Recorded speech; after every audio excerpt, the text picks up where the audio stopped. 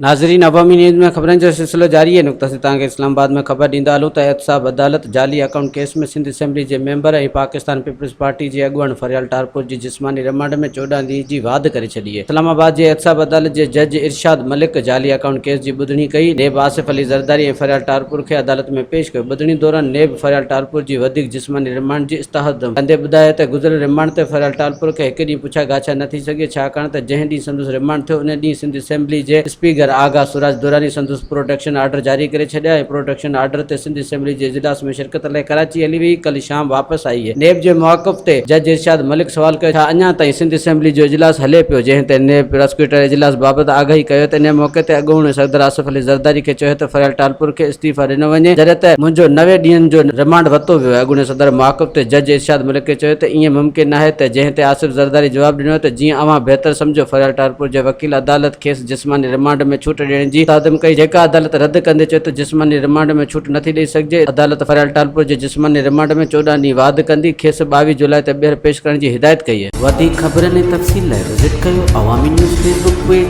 YouTube page ऐं अवामी news website.